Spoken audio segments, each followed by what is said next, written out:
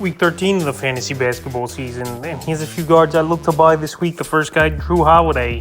The Milwaukee Bucks are Jrue Holiday this season. The numbers are definitely down from last season a little bit, especially over the last few weeks on the season. 18.1 points a game, 5 rebounds, 7.1 assists, 1.4 steals, 2.3 threes a game, and 44% from the field. His field goal percentage down 6% from last season to this season.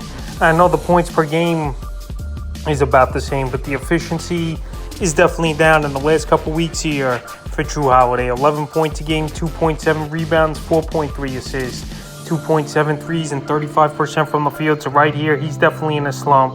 I know he missed a couple games earlier last week with Jrue Holiday, but now the last 3 games back here, January 6th versus the Hornets, 12 points, 2 boards, 4 assists, a steal, 3 threes, 44% from the field. January 9th at the Knicks, 15 points, 5 boards, 9 assists, 3 threes, 35% from the field. And then January 11th, a big game at the Hawks, 27 points, 4 rebounds, 5 assists, 2 steals, 3 threes, and 47% from the field. So right here was a nice breakout game for Holiday.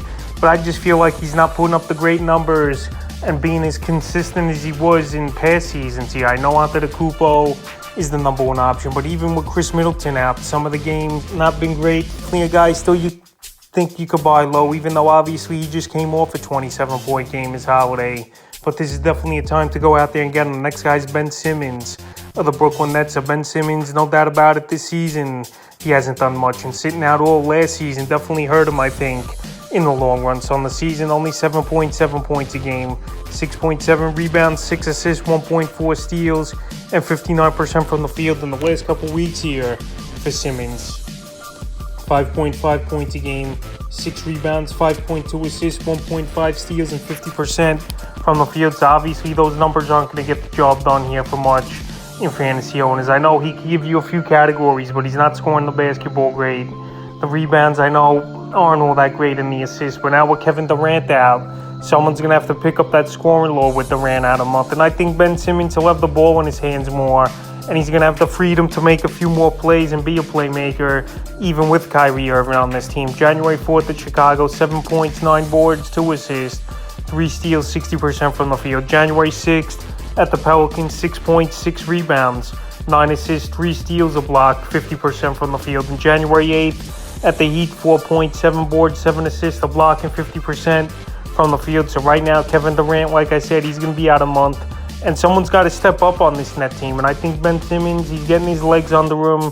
He's still a little bit rusty, missing all last season. And I think he could step in and at least contribute a little bit more with Durant out.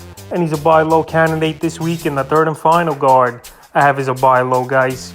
Colin Sexton of the Utah Jazz. So Sexton, we know he's missed the last few games with a hamstring injury, but he's set for a full practice coming up, and he should be ready to go any day now. When any game now with Sexton's on the season, 14.1 points a game, 2.2 assists, 2.9 assists, 1 3, and 48% from the field. So obviously the numbers definitely down this season from where they were last season. And he's missed the last 6 games as well as Sexton. So the last few games before he went down with injury, December 28th at Golden State, 11 points, 2 rebounds, 4 assists, 3, 42% from the field. December 30th at the Kings, 9 points, and assist, a steal, 33%. And December 31st versus the Heat, 14 points, 2 boards, 3 assists, a steal, 3 threes, 36% from the field. So his field goal isn't great this season here, and his scoring's been down. But right now that he's coming back and hopefully 100% healthy, because this hamstring's been nagging for the majority of the season, this would be the time to go out there and get him, because we know what type of scorer he could be.